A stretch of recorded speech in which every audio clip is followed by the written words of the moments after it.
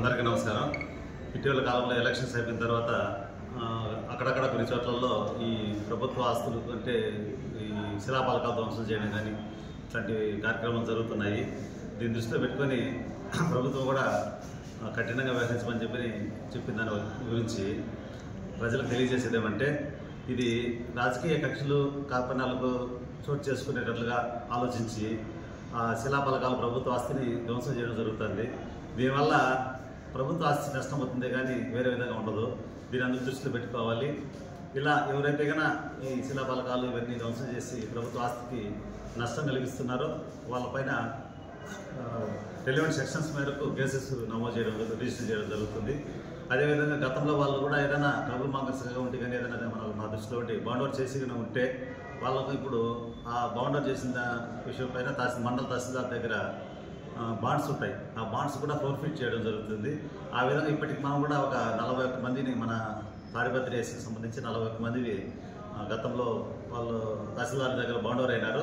తర్వాత కేసెస్లో ఇన్వాల్వ్ అయినారు. వాళ్ళది ఇప్పటివరకు 41 మంది మనం ప్రపోజల్స్ కూడా పంపించాము. మన 4 మండలాలు కలిసి 41 మంది. వాళ్ళు 41 మందికి కూడా నోటీసులు ఇచ్చి దానికి అప్పుడు ₹1,00,000, 50,000, 1,50,000 ఆ విధంగా అమౌంట్ సూటి తీసుకుంటారు రెవెన్యూ ఆఫీసర్స్. దాని మేరకు ఆ అమౌంట్ కూడా వాళ్ళు కట్టాల్సి వస్తుంది, చెల్లించాల్సి వస్తుంది. బట్ ఫైనాన్షియల్గా కూడా ఈ విధంగా లాస్ వస్తుంది. రెండోది, ఈ విధంగా కేసెస్లో ఇన్వాల్వ్ అయినప్పుడు వాళ్ళపైన సస్పెక్ట్ షీట్స్ కూడా ఓపెన్ చేయడం జరుగుతుంది.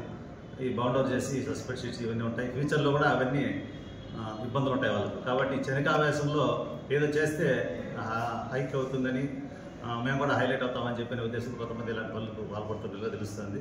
అలాంటివి లేకుండా ప్రభుత్వాన్ని సహకరించి పద్ధతిగా అభివృద్ధికి తోడ్పడాలని ప్రజలకు తెలియజేస్తున్నాం. ఇలాంటి ఆలోచనలు ఉంటే అందరూ విరమించుకొని అభివృద్ధికి సహకరించాలని తెలియజేస్తున్నాం. నాకు ఒక లేడీని బెదిరించి నగలు తీసుకెళ్తారు ఇద్దరు వ్యక్తులు వచ్చి కేసు నమోదు చేశాము. అదేవిధంగా మన పుట్టూరు అతను కూడా ఇక్కడ బ్యాంక్ దగ్గర డబ్బులు తీసుకుని డ్రా చేసుకుని చెప్పులు కొనడానికి షాప్కి వెళ్తే అక్కడ కూడా క్యాష్ మిస్ అయింది అతనిది కూడా. అదేవిధంగా అక్కడ మన ఊరు బయట కూడా కాలనీలో విలాస్లో కూడా జరిగింది. దీనిపైన ఇప్పుడు డేబిట్స్ అన్ని పెంచాము. ఇప్పుడు 3 days నుంచి కూడా మేము అంతగా డేబిట్స్ అన్ని చేసి ఏరియాలో మెన్ అంతా మొబైలైజ్ చేసుకుని మ్యాక్సిమం డేబిట్స్ చేస్తున్నాము.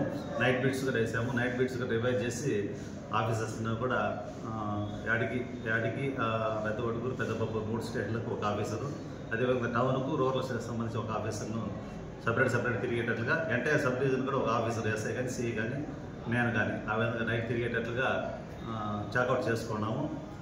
ఇవి కూడా మనకుంటే క్లూస్ మేరకు పట్టుకునేదానికి ప్రయత్నం చేస్తాము. త్వరలోనే ఆ కేసెస్ కూడా డిటెక్ట్ చేయాలని చెప్పి మేము బాగా కొత్త నిక్షేపం ఉన్నాము. తర్వాత ప్రజలు కూడా తెలియజేసేదేమంటే, కొంచెం అప్రమత్తంగా ఉండి ఇప్పుడు మన జరిగిన 2 కూడా మనకి ఇక్కడ జరిగిన 2 నేరాలు కూడా ప్రజలు వాళ్ళు ఎవరైతే బాధితులు ఉన్నారో కొంచెం అప్రమత్తంగా ఉండి చేసేస్తే మనం వాళ్ళని పట్టుకునేదానికి ఈజీగా ఉంటుంది. కాబట్టి ప్రజలు కూడా కొద్దిగా అప్రమత్తంగా ఉండి ఇట్లాంటి అట్లు ఏదన్నా తావు ఇవ్వకుండా ఉండేదానికి అవకాశం ఇవ్వకుండా ఉండేదానికి కోరుకుంటున్నాం. ఇప్పుడు ఇంకా యాంటీ సోషల్ ఈవెంట్స్ పైన కానీ తర్వాత నేను కూడా ఇప్పుడు ఈ 10-15 రోజులుగా గమనించింది ఏమంటే కూడా ఎక్కువ యూత్ వెళ్తున్నారు, అంటే అండర్ ఏజ్ పిల్లలు కూడా. అవి కూడా గమనించినాము. ఇప్పుడు దానిపైన స్పెల్ డ్రైవ్ పెట్టుకునేదానికి మేము ప్రయత్నం చేస్తున్నాము.